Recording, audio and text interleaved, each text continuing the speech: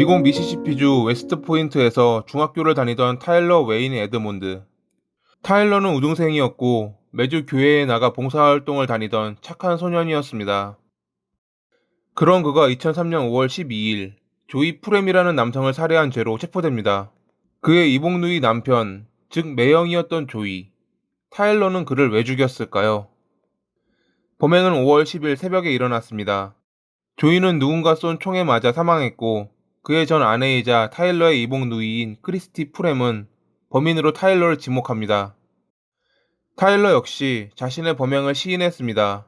모든 것은 자신이 계획한 일이었고 크리스티는 범행 당시 뒤에서 보기만 했었다 자백한 겁니다.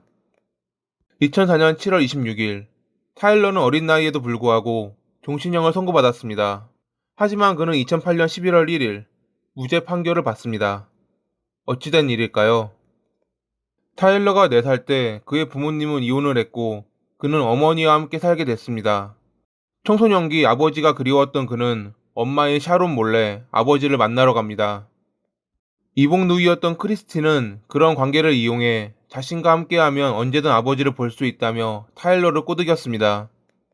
그 결과 크리스티는 샤론과 이붓아버지의 학대나 방임 증거가 없는데도 불구하고 타일러의 양육권을 얻어내게 됩니다. 크리스티는 타일러를 왜 그렇게 데려오려 했을까요? 자신의 배다른 동생을 위해? 아닙니다.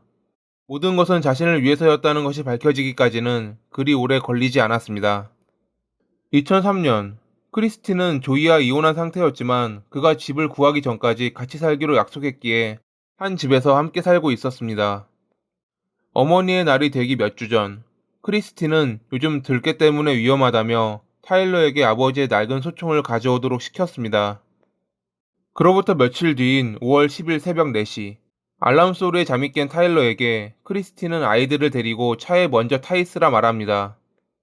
콜럼버스에 있는 아버지의 집에 놀러 간다 생각했던 타일러는 어린 조카와 함께 차에 타 라디오를 가지고 놀고 있었습니다. 잠시 후 집안에서 이상한 소리가 들렸지만 크리스티가 키우는 고양이가 또 무슨 장난을 쳤을 거라 생각하며 대수롭게 여기지 않았습니다.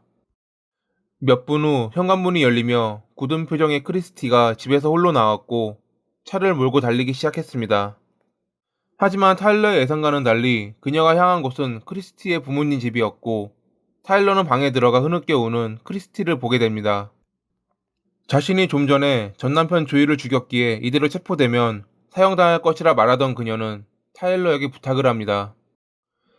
너는 미성년자이기 때문에 큰 벌을 받지 않을 거야. 제발 네가 저지른 일이라고 경찰에게 말해줘. 크리스티를 믿고 사랑하며 따르던 타일러는 그런 그녀의 부탁을 들어주게 됩니다. 그렇게 거짓 자백을 하며 종신형을 선고받았던 타일러. 하지만 결국 모든 것이 밝혀지며 크리스티는 조이를 살해한 죄로 2006년에 사형을 선고받았고 2010년 말에 항소법원에 의해 가석방 없는 종신형으로 감형됩니다. 자신을 사랑해준 이복 누이의 부탁을 거절할 수 없었던 타일러. 그런 타일러를 이용하기 위해 양육권을 뺏어온 뒤 보험금을 노리고 범행을 저지른 크리스티. 다행히 진실이 밝혀지면서 타일러의 죄는 사라졌지만 그에게 남은 크나큰 마음의 상처는 사라지지 않을 것입니다.